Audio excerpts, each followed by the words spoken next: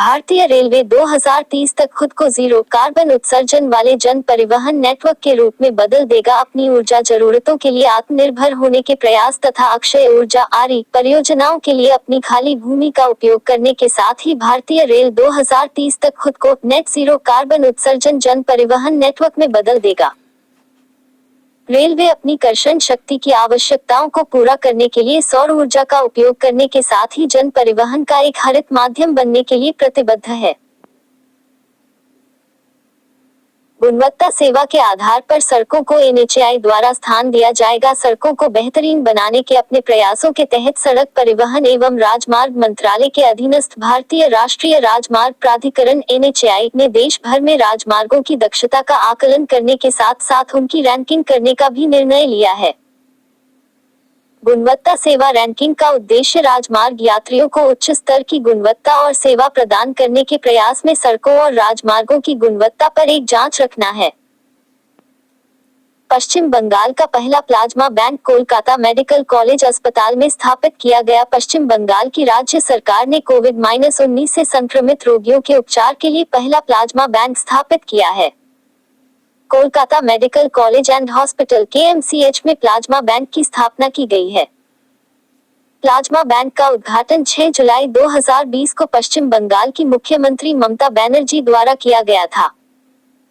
MSME हेतु विश्व bank और भारत सरकार द्वारा $750 मिलियन के समझौते पर हस्ताक्षर। भारत सरकार ने सूक्ष्म लघु एवं मध्यम उद्यमों आपातकालीन उपाय कार्यक्रम के लिए विश्व बैंक के साथ $750 मिलियन के समझौते पर हस्ताक्षर किए हैं।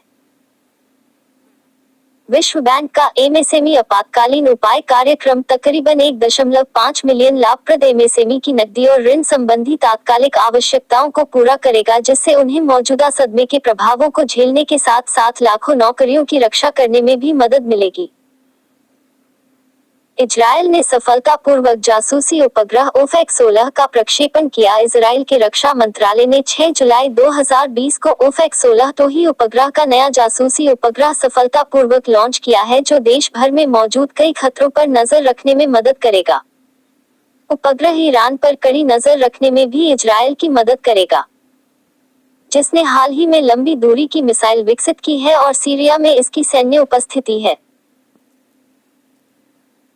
NMPB जर्मप्लाज्म संरक्षण के लिए ICR के साथ समझौता ज्ञापन पर हस्ताक्षर करता है। आयुष मंत्रालय के अधीनस्थ राष्ट्रीय औषधीय पादप बोर्ड NMPB और कृषि अनुसंधान एवं शिक्षा विभाग के अधीनस्थ ICR राष्ट्रीय पादप आनुवांशिक संसाधन ब्यूरो NBPGR ने 6 जुलाई 2020 को एक समझौता ज्ञापन MOU पर हस्ताक्षर किए हैं। समझौता ज्ञापन का उद्देश्य एक लंबी अवधि के लिए ICA निर्दिष्ट स्थान पर और या मध्यमकालिक भंडारण मॉड्यूल के लिए क्षेत्रीय स्टेशन पर औषधीय एवं सुगंधित पादप आनुवांशिक संसाधनों MAPGR का संरक्षण करना है। स्वास्थ्य कर्मियों के लिए IIT मद्रास के शोधकर्ताओं द्वारा विकसित नैनो कोटेड फिल्टर कोविड-19 के रोगियों का उपचार कर रहे स्वास्थ्य कर्मियों के लिए IIT मद्रास के शोधकर्ताओं ने नैनो कोटेड फिल्टर बनाया है। फिल्टर के कोट की गुणवत्ता को परिष्कृत किया गया है ताकि हवा में माइक्रोन से भी छोटे धूल कणों को प्रभावी तरीके से हटाया जा सके। भारत द्वारा संस्कृत विद्यालय का उद्घाटन नेपाल में किया गया। नेपाल भारत मैत्री विकास भागीदारी नेपाल में भारत सरकार का एक उच्च प्रभाव सामुदायिक विकास परियोजना के एक भाग के रूप में भारत सरकार ने नेपाल के इलम जिले में संस्कृत विद्यालय का उद्घाटन किया है।